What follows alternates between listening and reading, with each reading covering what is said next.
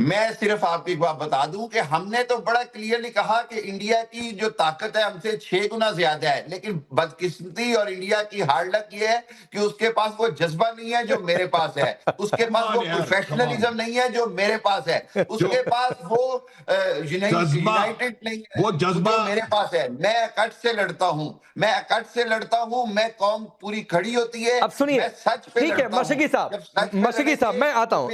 अब सुनिए एक बात जो आप कह रहे थे ना सर, हिंदुस्तान कितना अलग थलग पड़ गया है, एक छोटा सा आंकड़ा देता हूं, फिर मैं दिनेश नैन जी के पास जाता हूं। अभी हमारे प्रधानमंत्री, सुनिए सर, सुन लीजिए मशगी साहब, सुन लीजिए, मेरी आदत है मैं थोड़ा बहुत आंकड़ा लेकर ही आता हूं।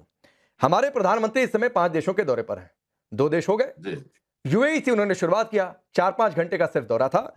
उसमें एक इंपॉर्टेंट है, एक सिर्फ पॉइंट आपको बता रहा हूं, स्ट्रेटेजिक पेट्रोलियम रिजर्व अपने खर्चे पर यूएई सहमत हुआ है कि भारत के लिए 30 मिलियन बैरल, 30 मिलियन है बिलियन है, दिनेश नैन जी आप बताइएगा, इतने बैरल स्ट्रेटेजिक पेट्रोलियम रिजर्व अपने यहां रखेगा भारत के लिए, ये एक सहमत है। तो आप छोड़ दीजिए सारे, आपका मुमालिक है ना, आपका मुमालिक है। दिनेश नैन ये आंकड़ा जरा इनको और समझाइए कि इसके मायने क्या होते हैं, जो कह रहे थे कि अलग थलग पड़ गया हिंदुस्तान। राकेश मैं आपको बता, देखिए राकेश, आ रहा हूं मशगी साहब, 2 मेहमान और बाकी है, फिर मैं आ जाऊंगा, रुक जाइए। हाँ राकेश जी, जो ब्रिक्स के फॉरेन मिनिस्टर्स का इजलास हुआ, हाँ, first time in the history हाँ, उसका कोई जॉइंट स्टेटमेंट नहीं आया। ये इंडिया की सबसे बड़ी शिकस्त है हाँ, कि कोई जॉइंट स्टेटमेंट ऑफ फॉरेन अभी एक एक करके मशगी साहब इसकी प्रूफ मत तलाशिए, मैं आ जाऊंगा इस पर भी, इसकी प्रूफ मत तलाशिए। एक आंकड़ा आपको यूएई का दिया, आपका मुमालिक है ना, अपने खर्चे पर भारत के लिए पेट्रोलियम, स्ट्रेटेजिक पेट्रोलियम रिजर्व, तो इसका मतलब समझिए दिनेश नैन जी, फिर मैं मेजर नदीम आ रहा हूं, रुक जाइए।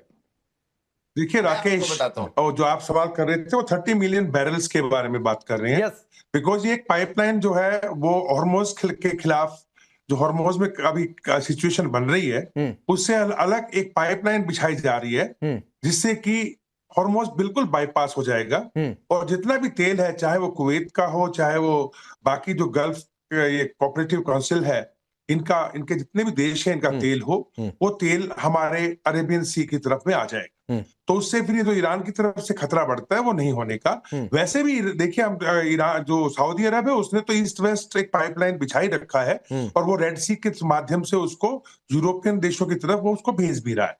अब मैं हामिद साहब की बात पे आता हूं। हामिद साहब का जज्बा, हामिद साहब का बहुत जज्बा है आतंकवादी पैदा करने। इन्होंने हुर्रियत कॉन्फ्रेंस को इस्लाम का नाम लेकर के, कश्मीर का नहीं, ये इनका जज्बा ऐसा है कि इतने अच्छे धर्म को जो कि इस्लाम है, उसको इस्तेमाल करना अपने फायदे के लिए, और उस को इस्तेमाल करते हुए ये भी नहीं देखा कि किस बेगैरत तरीके से खुद मुसलमानों के साथ में जुल्म करते हैं। आज बलूचिस्तान के अंदर मुस्लिम्स हैं, वहां पे इनका क्या चल रहा है, बीएलए इनका क्या हाल बना रही है। अभी बताया गया यूसुफ साहब द्वारा कि 20 से 21 के करीब लोग इकट्ठे, इनके सैनिक जो हैं वो खैबर पख्तूनख्वा के इलाके में टीटीपी ने उड़ा दी। मैं फिर आता हूं मेजर नदीम, ये जज्बा है तो जज्बा मुल्क को आगे बढ़ाने में लगाइए भाई, ये सारा जज्बा आतंकी पैदा करने में क्यों लगाते हैं, ये सारा जज्बा आमिर हमजा जैसों को पैदा करने में क्यों लगाते हैं, ये सारा जज्बा लादेन जैसे लोगों को छिपाने में क्यों लगाते हैं, हाफिज सईद को छिपाने में क्यों लगाते हैं। मैं बताता हूं। अब दूसरा सर, अल्हम्दुलिल्लाह ये जज्बा, ये सर दिनेश को शायद पता नहीं चला कि उनकी बोलती बंद हो चुकी है, वो बोले जा रहे हैं। नेटवर्क बंद हुआ है, बोलती नहीं है, नेटवर्क में दिक्कत है, मौसम ऊपर नीचे हो रहा है, नेटवर्क में दिक्कत है। किसकी बंद है ये सबको पता है। तो ये तो बात ये है कि ये जज्बा ही है जिसकी वजह से ये जो आपके चीफ ऑफ गिदड़ स्टाफ जो हैं, और ये इनकी गिदड़ भपकियां हैं जो ये हमेशा देते रहे, और मैंने हमेशा चैनल में कहा है, सुनिए ना, फ्यूचर टेस्ट में बात सुनिए, आपकी यही दिक्कत है। एक सामान्य सा सवाल पूछा, आप यहाँ अपने जंग हारने पर फील्ड मार्शल को आपके यहाँ के लोग ही फील्ड मार्शल कहते हैं, तो सामान्य तरीके से बात रखिए। ये जज्बा आपने पहली लाइन में दिखा दिया मेजर नदीम, पहली लाइन में आपने अपना जज्बा दिखा दिया कि आपका जज्बा कितना जोरदार है। हमारे यहाँ इसको मुहावरे में गीदड़ भक्कियां कहते हैं, जो फ्यूचर टेंस से बात करें, जो करने वाले होते हैं वो करके दिखाते हैं। तो कर ही दिया 71 में भाई, आप कैसे करते हैं? ये सारी पॉलिटिकल स्टंट है, पॉलिटिकल प्रोजेक्शन के लिए है। इन्हीं के जो पिछले चीफ ऑफ आर्मी स्टाफ थे एम निर्वाण साहब, उनकी किताब पढ़ लें, ठीक है, जो 4 स्टार ऑफ डेस्टिनी, वो कहते हैं कि इंडियन लीडरशिप में तो इतनी जो है वो हिम्मत नहीं है कि इसके ऊपर कोई डिसीजन दे सके कि सामने से टैंक आ रहा है। मैंने उनसे कहा कि 80 गज पर रह गया, मुझे बताएं मैं इसको उड़ाऊं नहीं उड़ाऊं। ठीक, हमारे 20 बंदे मर गए, कुछ करूं तो ये इंडिया आधी पढ़ते हैं क्या मेजर नदीम? अगर किताब एक तो अलबत्ता सुनिए, एक लाइन है अलबत्ता किताब, एक मिनट रुकिए दिनेश नैन सर, अलबत्ता वो किताब तो पब्लिश नहीं हुई है। अब मान लीजिए कहीं से इन्होंने अनपब्लिश्ड वर्जन अगर पढ़ भी लिया है तो थोड़ा सा 4 लाइन आगे का भी पढ़ लेते हैं, जिसमें प्रधानमंत्री की ओर से ये कहा गया था कि जो करना है कर लो, उड़ाना है तो उड़ा दो टैंक। वो वाली लाइन मेजर नदीम ने नहीं पढ़ी। 2 टुकड़े करने हैं कर दो, वो लाइन नहीं पढ़ी। You are right Rakesh, major Nadeem, I am always right, Hindustan is always right major Nadeem. मैं बिजी हूँ, कहा के सो रहा हूँ, आपने जो करना है कर लो भाई, ठीक है, खुद ही फैसला करो, मुझे क्यों पूछ रहे हो? अरे तो छोड़ दिया भाई का मसला है यार। अरे अभी मुझे किसी ने कहा यार कमाल के सैनिक है ये लोग, की बात करते कभी घड़ियां दिखाते हैं। नहीं एक बात और है दिनेश नैन सर, एक बात और है मेजर नदीम, एक मिनट दिनेश नैन सर, मेजर नदीम सुनिए ना भाई, एक तो मुझे नहीं पता था कि आप शो में वगैरह लेकर आते हैं, ठीक है, मुझे नहीं पता था कि आप शो में इस तरीके से भी आते हैं, पहले बता दिए होते।